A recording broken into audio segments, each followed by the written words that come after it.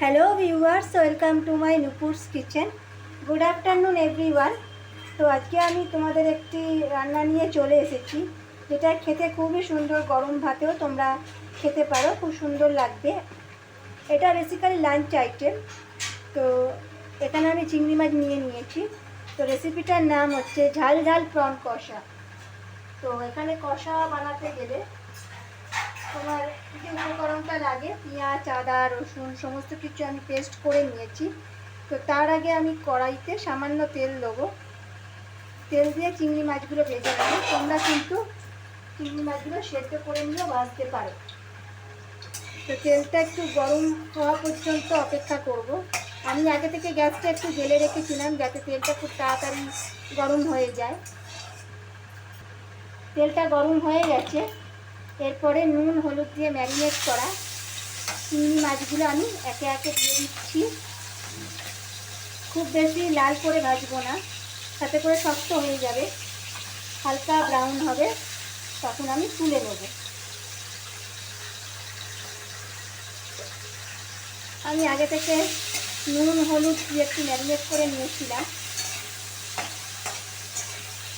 এটা একটু হালকা ব্রাউন হবে, আমাকে তুলে নিতে হবে। আচ্ছা, চিংড়ি মাছগুলোকে আমি একটু ভাজা হয়ে গেছে, আমি তুলে নিচ্ছি। তোমাদেরকে বলে রাখি যে প্রন কষা, মানে ঝাল ঝাল প্রন কষা, এটা আমি মাঝারি সাইজের চিংড়ি মাছ নিয়েছি।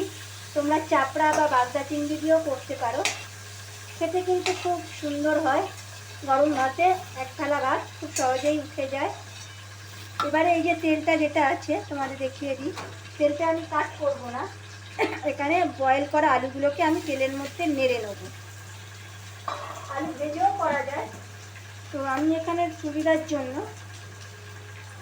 একটু হাফ চামচ নুন দিয়ে দেবো। সেদ্ধ করা আলু একটুখানি সামান্য তেলের মধ্যে আলুগুলোকে আমি নেড়ে নেব।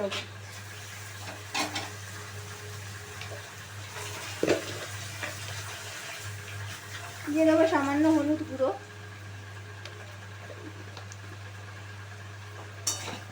যেহেতু এটা সেদ্ধ করা আলু, তাই বেশিক্ষণ নাড়তে হবে না।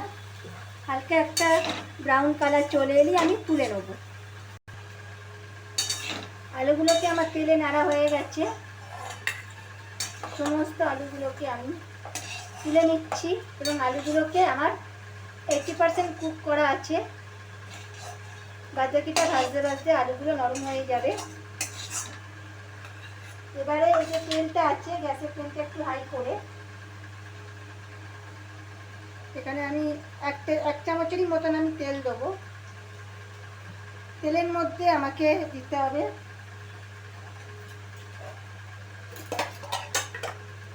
সামান্য গোটা জিরে,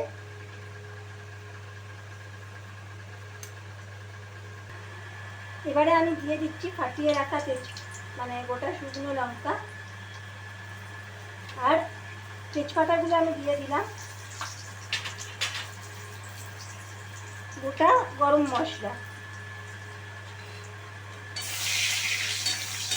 সমস্ত উপকরণ খুব ভালোভাবে। এবার যখন দেখবেন যে ফোড়ন থেকে একটা কাঁচা গন্ধ ছাড়ছে, যেহেতু এটা গরম মশলা তাই ফোড়ন থেকে একটা সুগন্ধ ছাড়লেই ফার্স্টে আমাদের দিয়ে দিতে হবে হাফ টিস্পুন চিনি। যেহেতু এটা কালার আসবে, খুব ফ্লেভার, মানে একটা ব্রাউন কালার আসে। চিনিটা দেওয়ার সাথে সাথে দিয়ে দিতে হবে কুচনো পেঁয়াজ।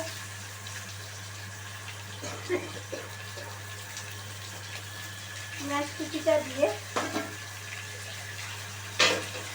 ভালোভাবে একটু ভেজে নিতে হবে। পেঁয়াজটা যাতে তাড়াতাড়ি সফট হয়ে যায়, আমি সামান্য একটু নুন দিচ্ছি। নুনটা দিয়ে আরও কিছুক্ষণ আমি নাড়তে থাকবো, যাতে পেঁয়াজটা একটু নরম হয়ে যায়।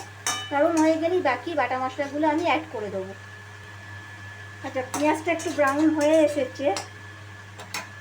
এবারে আমি দিয়ে দিচ্ছি আদা রসুনের পেস্ট।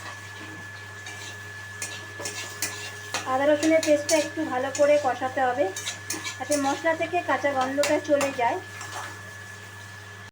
মশলা থেকে তেল ছেড়ে এসেছে। আমি এখানে একটা পেস্ট বানিয়ে নিয়েছি, টমেটো, লাল লঙ্কা মানে পাকা লঙ্কা আর জিরে। এই পেস্টটা পুরোটাই আমার দিয়ে দিতে হবে, যেহেতু এটা একটু ঝাল ঝাল হবে। আর মশলার যে বাটি ধোয়া জলটা আমি একটুখানি দিয়ে দিচ্ছি, তাতে করে মশলাটা কষাতেও সুবিধা হবে।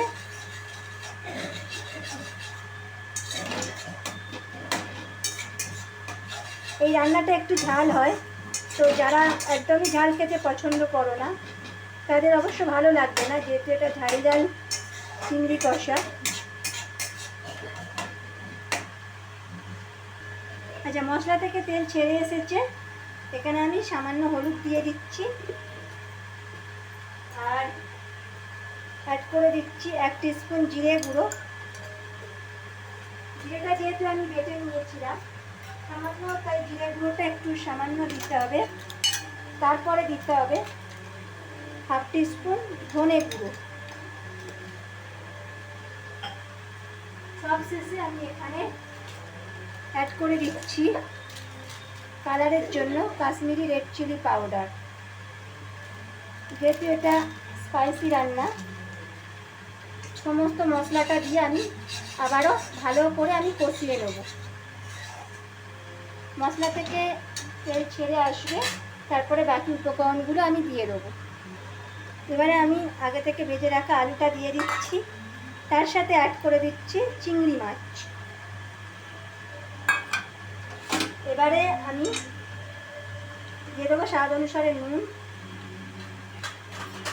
সমস্ত জিনিস ভালো করে আমাকে, যেমন মাংস কষিয়ে নিই আমরা, ঠিক সেরকমভাবে আমাকে ভালোভাবে এটা কষিয়ে নিতে হবে।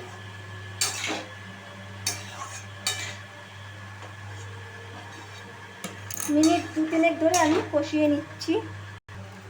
এবারে আমি এখানে দিয়ে দিচ্ছি কয়েকটা কাসুরি মেথি, এবং এই কাসুরি মেথিটা জাস্ট একটা ফ্লেভারের জন্য, এটা অপশনাল, তোমরা চাইলে দিতেও পারো নাও পারো। এরপরে আমি